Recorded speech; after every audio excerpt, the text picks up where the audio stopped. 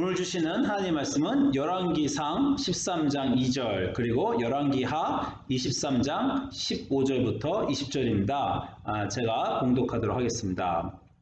열왕기상 13장 2절 하나님의 사람이 단을 향하여 여호와의 말씀으로 외쳐 가로되 다나 다나 여호와께서 말씀하시기를 다윗의 집에 요시아라 이름하는 아들을 낳으리니 저가 내 위에 분향하는 산당 제사장을 내 위에 제사할 것이요 또 사람의 뼈를 내 위에 살리리라 하셨느니라. 두 번째 구절입니다. 열왕기하 23장 15절부터 20절입니다. 또한 이스라엘에게 범죄케 한 느밧의 아들 여로보암이 베델에 세운 제단과 산당을 왕이 헐고 또 그 산당을 불사르고 빻아서 가루를 만들며 또 아세라 목상을 불살랐더라. 요시아가 몸을 돌이켜 산에 있는 무덤들을 보고 보내어 그 무덤에서 해골을 가져다가 제단 위에 불살라 그 제단을 더럽게 하니라. 이 일을 하나님의 사람이 전하였더니 그 전한 여호와의 말씀대로 되었더라. 요시아가 이르되 내게 보이는 저것은 무슨 비석이냐 하니 성읍 사람들이 그에게 말하되 왕께서 베델의 제단에 대하여 행하신 이 일을 전하러 유다에서 왔던 하나님의 사람의 묘실이니이다 하니라. 이르되 그대로 두고 그의 뼈를 옮기지 말라 하며 무리가 그의 뼈와 사마리아에서 온 선지자의 뼈는 그대로 두었더라. 전에 이스라엘 여러 왕이 사마리아 각 성읍에 지어서 여호와를 경록케 한 산당을 요시아가 다 제거하되 베델에서 행한 모든 일대로 행하고 또 거기에 있는 산당의 제사장들을 다 제단 위에서 죽이고 사람의 해골을 제단 위에 불사르고 예루살렘으로 돌아왔더라. 우리 주님의 말씀입니다. 주님께 감사드립니다. 여러분, 지난 시간에 저희가 이 설교를 했습니다. 여호와의 말씀을 어긴 하나님의 사람. 지난 시간에 제가 첫 편을 했고요. 오늘 그 둘째 편을 지난 시간에 이어서 말씀을 전하도록 하겠습니다. 우리가 그 여호와의 말씀을 어긴 하나님의 사람, 하나님의 사람이 여호와의 말씀으로 가서 잘 선포하고 그 이후에 늙은 선지자의 잘못된 거짓말을 듣고 그 사람이 여호와의 말씀을 지키는 것을 실패한 그 내용에 대해서 우리가 지난주에 얘기를 나눴죠. 그 사람은 왜 하나님의 말씀을 듣지 않고 그 늙은 선지자의 말을 들었을까요? 하나님의 말을 확인해 보지도 않고 늙은 선지자가 하나님의 말과 정반대의 말을 할 때 그 말을 들었다는 거죠. 우리가 그것에 대해서 여러 가지로 생각해 보다가 나름대로 내린 지난주의 결론은요. 사람은 하나님 말씀을 듣기보다는 자기 마음속에 원하는 바를 듣는다. 이브가 뱀이 말하는 것을 하나님 말씀과도 들은 것처럼 여러 성경의 인물들이 자기가 원하는 소리가 자기 마음속에서 들릴 때 그것을 하나님의 말씀보다 더 우선시하거나 아니면 심지어는 그 말을 하나님의 말씀이라고 스스로 착각하는 그런 경우가 많이 있다라고 우리가 지난 시간에 나왔습니다. 이 얘기를 나누다 보니까요. 그 성경에 있는 여러 가지 미스터리한 이상한 구절 중에 하나인 바로 그 민수기 22장의 발람 이야기도 어떻게 보면 우리가 읽은 열왕기상 13장에 이 하나님의 말씀을 여호와의 말씀을 어긴 하나님의 사람의 얘기에서 우리가 힌트를 얻을 수 있을 것 같아요. 여러 가지 추측이 있지만 여러분 민수기 22장 보면 그 유명한 발람과 당나귀 얘기가 나오죠. 지난 시간에 말씀드렸지만 당나귀가 나오면 긴장하셔야 된다고 했죠. 슈렉에서 말하는 당나귀의 모티브가 된 바로 이 민수기 22장 당나귀가 말하는 그 장면입니다. 그런데 그때 하나님이 발람에게 분명히 이르셨죠. 민수기 22장 20절 보면 하나님이 발람에게 분명히 이르시되 너 그 사람에게 가서 말하지 말고 저주하지 말라. 이스라엘을 모압 왕 발락이 발람에게 그 부탁을 할 때 하나님이 분명히 발람에게 그렇게 하지 말라고 말을 하셨어요. 그 이후에 모압 왕 발락이 신하들을 또 보냈어요. 발람에게 자기한테 와서 이스라엘 백성을 저주하라고. 그때 발람이 분명하게 18절에서 이렇게 말했습니다. 여호와 내 하나님의 말씀을 어기어 덜하거나 더하지 내가 못한다. 하나님이 분명히 내게 말씀하셨다. 여기까지는 좋았습니다. 하나님의 사람에 대한 열왕기상 13장 얘기도 처음에는 좋았어요. 근데 어떻게 됐어요? 사람은 늘 그 다음이 문제죠. 자기 마음이 자꾸 그 원하는 쪽으로 가려고 한다는 거죠. 하나님은 이미 말씀하셨는데 자기가 자꾸 말을 만들어내는 그런 경우가, 또는 자기가 들리는 다른 말을 자꾸 들으려고 하는 그런 경우가 있다는 거죠. 자, 분명히 여기 성경 구절 보세요. 발람이 여호와가 그렇게 하지 말라고 말하셨다 하면 이렇게 하나님께 마셨고 자기도 그렇게 말했어요. 근데 19절에 그런즉 이제 너희도 이 밤에 여기서 유하라. 여호와께서 내게 무슨 말씀을 더하실런지 알아보리라. 아니, 제가 방금 전에 하나님의 말씀을 어기어 덜하거나 더하거나 못한다 말해놓고 그 다음에 무슨 말 더하시는지 알아보겠다. 이런 바로 자기 한 말과 상충되는 일을, 반대되는 말을 제가 그 다음에 합니다. 왜요? 그 신하들이 갖고 온 재물을 받고 싶기 때문입니다. 그러니까 이제 그 민수기 22장 20절에 그 밤에 하나님이 발람에게 임하여 이르시되 그 사람들이 너를 부르러 왔거든 일어나 함께 가라. 그래서 하나님 말씀대로 갔다는 거죠. 그런데 22절에 그가 가는 것을 보고 하나님이 진심으로 하나님이 진노하심으로 여호와의 사자가 그를 막으러 길에 섰다. 이제 그래서 이제 말하는 덩키 얘기가 당나귀가 나오는 겁니다. 이 구절을 가지고 많은 사람이 이상하게 여기죠. 하나님이 가라 그러시고 그리고 하나님이 간다고 해서 진노하심으로 죽이려고 하는 이게 웬일이냐라고 많은 사람이 궁금해 하시는데, 성경이 분명히 여기서는 그렇게 말하고 있지 않지만 그 앞에서 우리가 열왕기상 13장에서 늙은 선지자가 말한 게 거짓말인 것처럼 혹시 여기서 민수기 22장 20절에서 발람이 하나님의 말씀을 밤에 들은 게 거짓말, 발람이 마음속에서 만들어낸 말이거나 또 어떤 거짓말이 들린 것은 아닌가라는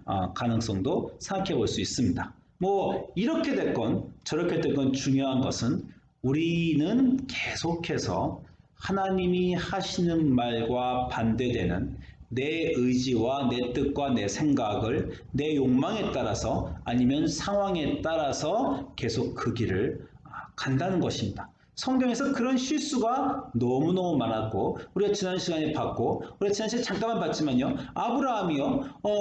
이집트로 왜 갔어요?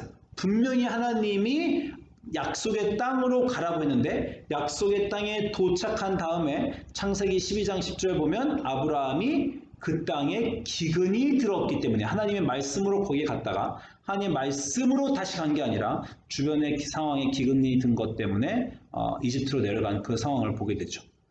그래서 아브라함이 얼마나 곤욕을 겪었습니까? 거기서 거짓말을 해야 되고 이집트 왕 앞에 창피한 일을 당하고 또 우리가 넓게 공부해보면 거기서 데리고 나온 이집트의 여종 하갈로 인해서 또 약속의 자손인 이삭을 기다리지 못하고 이스마엘을 낳게 된 일까지 아브라함이 아주 그래서 공경을 겪었죠. 그리고 사무엘상 27장 1절 보면 다윗이 사울왕을 피해서 계속 도망다닐 때 하나님을 의지해서 사울왕이 정말 자기 바로 목덜미까지 찾아왔을 때에도 하나님이 전부 지켜주셨어요. 그런데 사무엘상 27장 1절 보면 다윗이 하나님의 명령을 따르는 것이 아니라 그 마음에 생각하기에 이대로 계속 내가 있다가는 망하겠다 라는 생각이 들었다는 거예요. 내가 후일에는 사울의 손에 망하려니 블레셋 사람의 땅으로 들어가는 것이 상책이로다. 이 인간의 마음에 그게 상책이다. 그렇게 해야 되겠다. 왜 그렇게 생각한다고요? 두려움과 공포와 걱정과 근심과 또 내 마음의 욕망을 따라서 하나님이 인도하시지 않았는데 지금까지 인도하신 하나님의 인도하심을 더 구하고 인내하지 못하고 자기의 길로 간 그 실수들. 그래서 다윗이 사실 이때 블레셋 내려가서요. 큰 일을 겪을 뻔합니다. 블레셋 왕이 이스라엘과 사울 왕과 싸울 때 다윗 보고 참전하라고 하죠. 다윗이 참전하려고 했어요. 만약에 참전해서 블레셋 사람 편에서 이스라엘을 공격했다면요. 다윗은 절대 이스라엘 왕이 될 수 없습니다. 이스라엘 사람이 자기 적에게 붙어서 자기들과 싸운 다윗 왕을 그 이후에 사울이 죽고 용 빼는 재주가 있어도 다윗을 왕으로 정당한 왕으로 모실 리가 없어요. 정말 이 아브라함도 다윗도 이때 큰 일이 인생에서 벌어질 뻔하였는데 둘 다 왜 그랬다고요? 자기가 생각했어요. 여러분 삶에서 저도 너무나 많이 실수하지만 이성적으로 합리적으로 상황과 경험을 다 고려했을 때 이대로는 안 되겠다는 거죠. 그러나 그 고려하는 마음속에 지금까지 그 우여곡절과 인생의 풍랑 속에서 나를 여전히 지켜주신 그 하나님의 인도하심과 보호하시고 그분이 누구냐는 것에 의지하지 못했던, 인내하지 못했던, 기다리지 못했던, 그 전에는 좀 했는데 계속하지 못했던 그 실수가 우리의 삶에 계속해서 등장하는 것, 그것이 이 열왕기상 13장을 보면서 우리가 배워야 될 것이라는 배워야 될 것이라는 것입니다. 이 열왕기상 13장에 아주 재밌는 구절이 하나 나오는데 13장 28절에 보면 이렇게 말합니다. 그 늙은 선지자가 이제 그 하나님의 사람이 죽은 다음에 사자한테 죽임을 당했죠. 저가 가서 본즉 그 시체가 길에 버림받았고 나귀와 사자는 그 시체 곁에 섰는데 사자가 시체를 먹지도 아니하고 나귀를 찢지도 아니하더라. 여러분 동물의 왕국 보면 아시지만 사자는 먹지 않기 위해서는 공격하지 않습니다. 옆에서 얼룩말이 걸어다녀도 배고파야 사냥을 하는 거고 사냥을 했을 때는 반드시 먹기 위해서 한 것입니다. 그런데 사자가 그 사람을 죽였고 공격을 했고 당나귀 옆에 서 있는데 가만히 당나귀와 같이 그 시체 옆에서 당나귀 동료가 앉아 있었어요. 이거는 동물의 왕국에서 다시 말씀드리지만 이거는 일어날 수 없는 일입니다. 왜 이렇게 일어났어요? 사자가 하나님의 명령을 받고 이 사람을, 거역한 사람을 공격하였고 하나님이 거기까지만 명령했기 때문에 사자는 지키고 있었던 거죠. 심지어 동물도 하나님의 말씀을 듣습니다. 발람에게서도 당나귀는 여호와의 사자를 봐요. 그런데 하나님의 형상으로 만들어진 인간은 이 인류 역사 내내 보면, 성경 내내 보면 왜 인간은 동물도 지키는 그 하나님의 명령을 왜 우리는 계속 거역할까요? 왜 우리는 지키지 못할까요? 왜 우리는 잘 지키다가도 꼬꾸라지고 넘어지고 실수할까요? 그것이 성경에서 반복적으로 일어나는 우리가 고민해야 되는 이 문제입니다. 왜 그때 누가 거짓말했으며 왜 그때 그 사람이 거역을 하고 그 말을 믿었는가라는 그 사건에 집중하는 것이 아니라 우리 인간의 역사와 우리 자신의 인생에서 나타나는 부족한 면을 이 이야기가 반복적으로, 성경이 반복적으로 너희는 누구인가? 그런 상황에서 너희는 어떻게 행동하는 그러한 우리가 사람이라는 것에 대해서 성경이 반복적으로 증언하고 있다는 것을 우리의 삶에서 교훈적으로 우리가 생각하면서 받아야 됩니다. 이렇게 얘기하면요, 이 얘기는 여전히 우리의 어둡고 수치스럽고 부끄러운 인간의 면을 드러내는 얘기라고밖에 할 수 없는데요. 그런데 이 열왕기상 13장은요, 크게 두 개의 줄기가 있어요. 한 가지는 우리가 지난주에 보고 지금까지 말한 인간의 나약함과 인간의 거짓말과 인간의 실수들이 있습니다. 그런데 전혀 다른 얘기가 이 열왕기상 13장에 나오는데 이 얘기가 참 근사하고 삼삼하고 아주 괜찮습니다. 이 열왕기상 13장 처음에 등장하는 게 이겁니다. 이 하나님의 사람이 베델에 와서 여로보암을 정죄하면서 그때 외친 말이 이거예요. 하나님의 사람이 그 베델에 여로보암이 만들어 놓은 우상을 향해서 소리치기를 다나 여호와께서 말씀하시기를 그 단을 저주하면서 이 갑자기 뚱딴지같이 다윗의 집에 요시아라 이름하는 아들을 낳으리니 저가 내 위에 분향하는 산당 제사장을 내 위에 제사할 것이요 또 사람의 뼈를 내 위에 살리리라 하셨느니라 라고 했다는 거예요. 우리는 지금 이 요시아가 누군지 이해하지만 그 당시 사람들은 도대체 이해가 도대체 안 되는 미래의 어떤 사람에 대한 얘기입니다. 여로보암에 있었던 일은 한 950년 어간, 920년 어간이고요. 요시아는 이제 기원전 620년경 어간의 왕이기 때문에 거의 300년의 차이가 있어요. 여러분 300년은 굉장한 시간입니다. 300년 후에 있을 사람에 대해서 이 선지자가 여로보암을 정죄하면서 이 단이, 네가 쌓은 단이 당장 내일 안 무너지고 네가 당장 벌을 안 받을지 모르지만 하나님은 반드시 역사 속에서 일하시며 요시아라는 왕이 나타나서 너를 심판할 것이다 라고 300년 후의 일을 예언했다는 겁니다. 요시아가 누군지 여러분 너무 잘 아시죠? 종교개혁을 했던 이스라엘 남유다의 아주 좋은 왕으로 요시아에 대한 평가는 열왕기하 23장 25절 보면 요시아와 같이 마음을 다하여 뜻을 다하며 힘을 다하여 모세의 모든 율법을 따라 여호와께로 돌이킨 왕은 요시아 전에도 없었고 후에도 그와 같은 자가 없었더라. 정말 그 전으로도 그 후로도 여호와 모세의 율법을 따라 종교개혁을 단행한 이런 요시아 같은 왕은 없었다는 거죠. 그런 위대한 요시아 왕이 할 일을 이 사람이 이미 300년 전에 여기 비극이 있어요. 거짓말이 있고 거역이 있고 실패의 역사가 있는데 그 실패 역사에 정말 보석처럼 뚱딴지처럼 요시아의 얘기가 들어있다는 것입니다. 그리고 그 사람이 예언한 것이 여러분 이제 열왕기하 23장 15절 요시아 시대에 가면요. 여기서도 또 이 300년의 역사가 만납니다. 갑자기 요시아의 이 종교개혁 가운데 우리가 바로 그 과거 300년에 있었던 일이 등장해요. 여러분 우리가 열왕기상 13장을 보고 있었는데 이제 열왕기하 23장 300년의 시간을 건너뛰면요. 요시아의 개혁 때 이런 얘기가 나오죠. 23장 15절에 이스라엘에게 범죄하게 한 느밧의 아들 여로보암이 300년 전에 여로보암이 베델에 세운 제단과 산당을 이 왕 요시아 왕이 헐고 또 그 산당을 불사르고 빻아서 가루를 만들며 아세라의 목상을 불살랐더라. 요시아가 몸을 돌이켜 산에 있는 무덤들을 보고 보내어 그 무덤에서 해골을 가져다가 제단 위에 불살라 그 제단을 더럽게 하는데 이것이 뭐였다고요? 이 일이 300년 전에 바로 우리가 읽은 열왕기상 13장에 하나님의 사람이 전한 그 여호와의 말씀대로 되었더라. 이거 정말 흥미진진한 그냥 역사가 아니라 역사에서 하나님의 개입과 예언과 예언의 성취가 정말 드러나는 굉장한 구절이라고 아니할 수 없습니다. 이걸 모르고 읽으면 그냥 이게 무슨 얘기인가 싶지만 그 두 내용을 같이 읽으면 굉장히 재밌죠.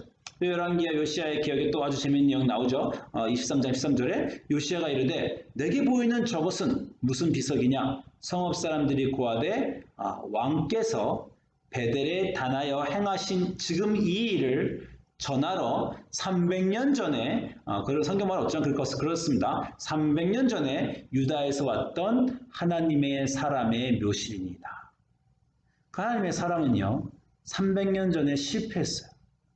사자한테 여호와의 말씀을 거역한 하나님의 사람으로 사자한테 비참하게 죽었습니다. 그런데요, 여러분 인생의 비참함과 잘됨, 잘못됨과 잘됨을 뭘로 평가합니까? 어떤 사람의 인생이 잘 풀렸는가 안 풀렸는가? 여러분 뭘로 평가할 수 있겠어요? 아무 무의미하게 역사의 뒤안길로 아무도 알아주지 않고 그냥 사라진 사람들이 수억만 명이에요. 그러나 위인이라는 건 뭡니까? 기억되는 사람도 아니에요? 이 사람은 300년 후에 사람들의 마음속에 기억되고 있었어요. 300년 후에 사람들이 그 일을 보면서 그 300년 전에 그 사람이 한 그 예언이 성취되었다. 그 사람은 진짜 하나님의 사람이다. 그 사람의 말은 다 맞다. 라고 그 사람이 지금 기억되고 있는 장면을 볼 수 있습니다. 그리고 그 사람의 무덤에 대해서 이 뼈를 다 살르면서 요시아 왕이 그렇게 하는 거죠. 그 사람의 뼈를 옮기지 마라. 존중하는 거죠. 무리가 그래서 그 사람의 뼈와 그리고 한 명이 또 등장하는데 역사의 아이러니죠. 사마리아에서 온 선지자의 뼈 누굽니까? 아까 바로 그 늙은 선지자의 뼈까지 그대로 잘 다른 뼈를 훼손하면서 베델에서 그들의 뼈는 잘 두었다는 거예요. 역사를 다시 거슬러서 300년 전에 가면요. 그 늙은 선지자가 우리가 지난주에는 그 늙은 선지자가 악의를 품고 거짓말했나 선의를 품고 거짓말했나 그나 호기심에 거짓말했나 우리가 지난 시간에 그것을 얘기했지만요. 사실 늙은 선지자도 자기의 거짓말이 어떤 일을 초래했던지 간에 그때 굉장한 하나님의 사람이었던 걸 알 수 있는 게 그 늙은 선지자가 그 하나님의 사람의 을 장사한 후에 그가 그 아들들에게 말하되 내가 죽거든 하나님의 사람을 장사한 묘실에 거기다 나를 장사하고 내 뼈를 그의 뼈에 곁에 두라. 그가 여호와의 말씀으로 베델에 있는 단을 향하고 또 사마리아의 성읍들에 있는 모든 산당을 향하여 외쳐 말한 것이 반드시 이룰 것이다. 심지어 하나님의 사람뿐 아니라 그때 거짓말을 한 이 늙은 선지자마저도 이 굉장한 위대한 역사에 편승하여 자기의 뼈가 보존되고 하나님의 사람의 뼈와 같이 묘실에 안장되고 요시아의 개혁 때 기억되고 그도 하나님의 사람이 한 그 예언을 컨펌해주는 그런 역할을 한다는 것입니다. 무슨 말씀이냐면 인간의 역사가 있어요. 거기에는 인간의 실패와 인간의 좌절과 인간의 안 좋은 어두운 면, 우리가 고치지 못하는 우리의 불완전한 역사가 있습니다. 그러나 그 역사가 다가 아니라는 것이 바로 또 성경이 말하는 거예요. 성경은 우리가 누구인가, 우리가 어떤 사람인가라는 것을 계속해서 반복적으로 우리의 인생에게 역사를 통해서 말해주지만 그와 또한 옆에 따라서 그러나 하나님은 누구신가를 우리에게 말해주고 있는 겁니다. 그리고 하나님이 누구신가라는 것의 중요한 것은요, 너희들이 실패하는 그 실패가 실패로 끝나지 않게 하나님은 만들어 주신다. 너희들은 망쳤지만 하나님의 역사는 계속되고 있다. 하나님의 일은 계속되고 있다. 하나님은 계속해서 일하고 계시며 너희의 실패보다 하나님의 일은 더 크다. 너희가 망친 그곳에서 하나님의 일은 성취되고 있다.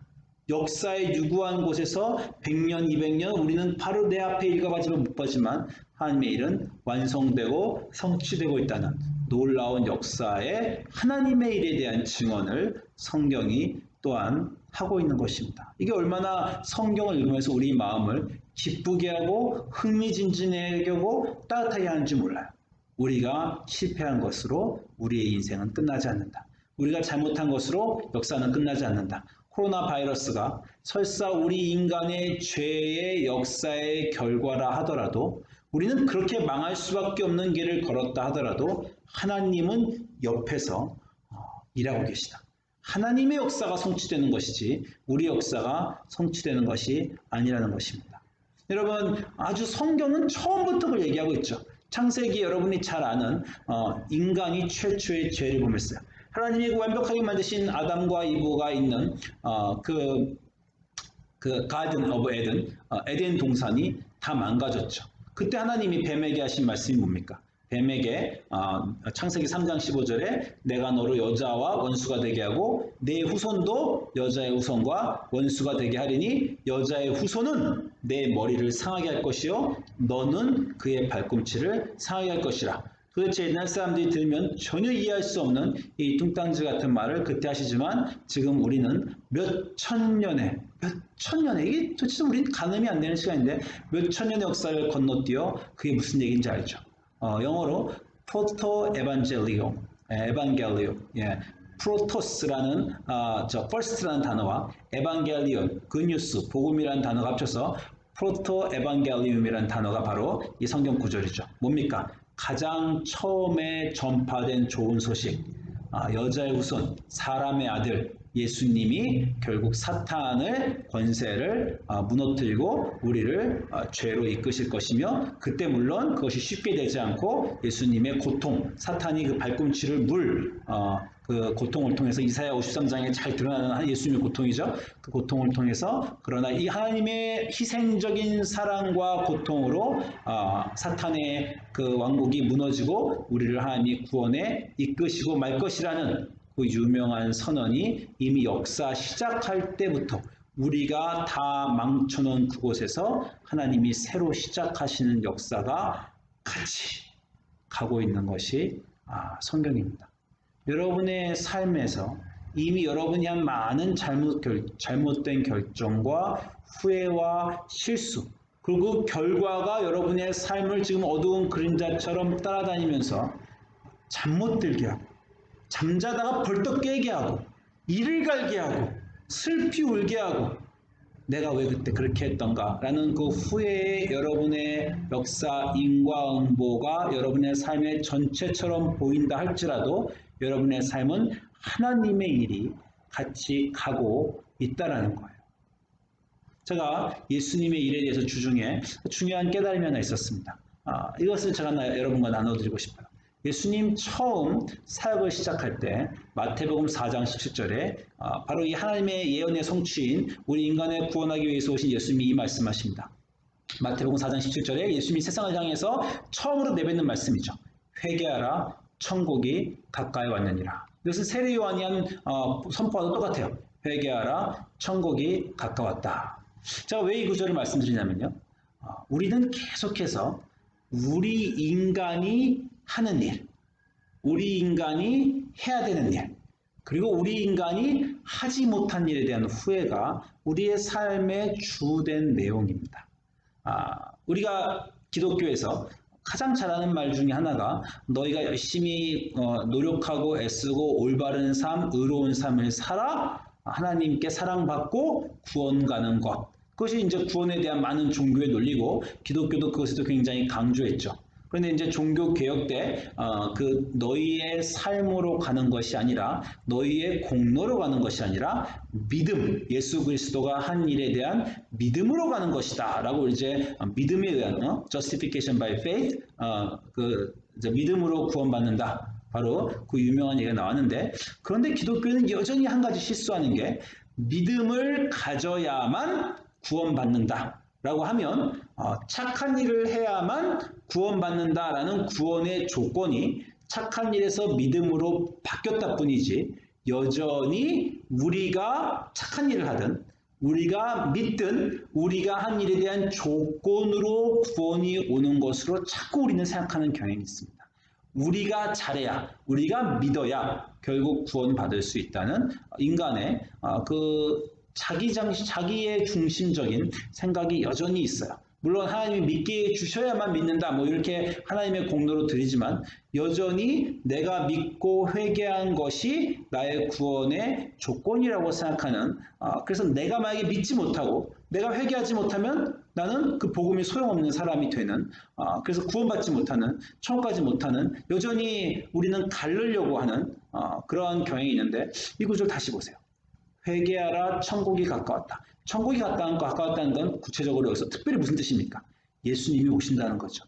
자, 중요한 차이인데, 회개하라, 천국에 들어갈 수 있다. 이러면 대부분의 종교가 다 하는 말이에요. 열심히 회개하고 착하게 살아서 나중에 죽고 나서 천국에 들어가는 천국행 티켓을 가질 수 있다. 이것이 보통 하는 말인데, 예수님은 그렇게 말씀하시지 않고요. 회개하라, 천국이 가까이 왔다. 천국이 가까이 오는 건 다시 하나님의 나라가 가까이 너의 삶에 들어오고 있다. 우리 기독교인이 이해하듯이 내가 천국이다. 예수님이 내가 길이고 진인 내가 너희 삶으로 지금 들어왔다라는 거죠.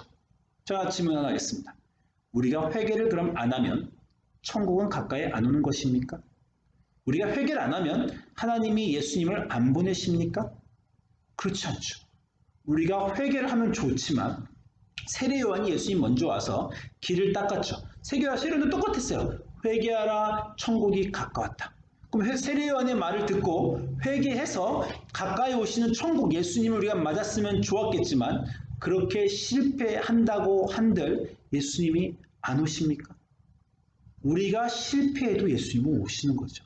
그 유명한 로마서 5장 8절에 사도 바울이 뭐라 그랬어요? 우리가 아직 죄인 되었을 때, 우리가 회개하지 않고 우리가 하나님께 돌아오지 않고 우리가 여전히 죄로 가득한 실패와 후회의 인생을 살고 있는 동안에 그리스도께서 우리를 위하여 죽으심으로 하나님께서 우리에 대한 자기의 사랑을 확증하셨다. 뭡니까? 너희는 회개는 하라는 거예요. 그러나 너희가 회개를 하든지 말든지 하나님의 나라는 지금 다가오고 있습니다. 다가오고 있는 하나님의 나라를 아무도 막지 못해요. 예수님은 창세기 3장 5절에 하나님이 태초에 계획하시고 하나님이 생각하신 것대로 그 역사는 하나님의 이끄심에 따라서 온다는 거예요. 하나님의 일은 전진하고 있습니다. 예수님은 우리 삶으로 들어오고 계세요. 천국은 우리 삶으로 들어오고 있습니다. 우리의 회개가 조건이 되어 구원이 오는 것이 아니라 구원의 예수님, 하나님의 천국은 우리의 삶으로 전진해서 들어오고 있다는 것이에요. 우리가 죄인인데 하나님이 우리의 삶으로 지금 들어오고 계십니다. 그러면 회개는 뭡니까? 그거는요, 하나님은 일하고 계신데 너와 상관없이, 인간이 망친 역사와 상관없이, 인간의 이 피와 죄와 거역의 역사와 상관없이 하나님은 일하신다는 겁니다. 하나님 우리 삶에서 일하시고 계시는 거예요. 예수님은 들어오신다는 거예요. 예수님 우리 삶으로 들어오셔서 구원을 주신다는 겁니다.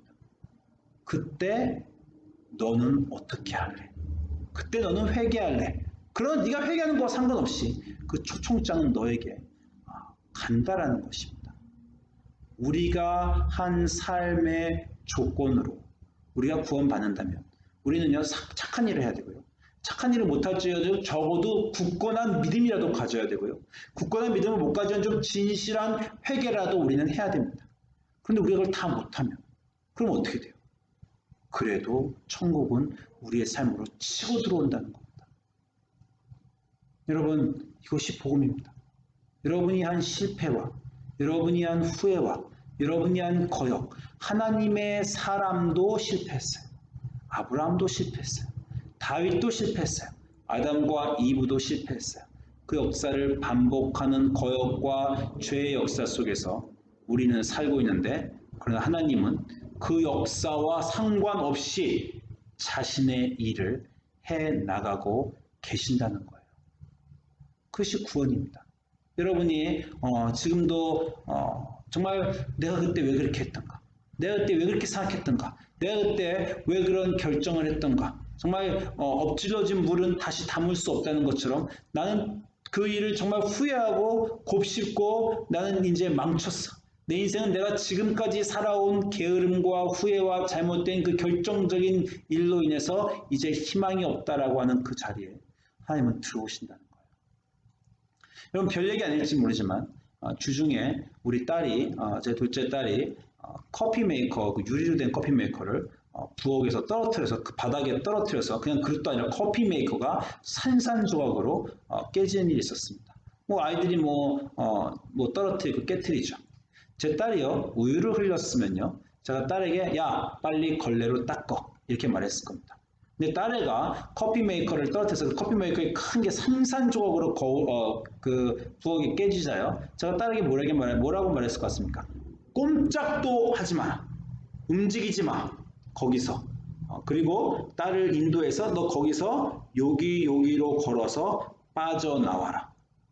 아빠 어떡하지? 도와줄까? 아무것도 하지 마. 아빠가 한다. 왜요? 유리가 깨졌거든요. 그거는 내 딸이 할 수 있는 일이 아닙니다. 제가 들어가서 너희들 부엌으로 아무도 이 근처로 오지 마. 얼마나 멀리까지 갔는지 모른다. 아빠가 다 할 테니까 여기 오지 마.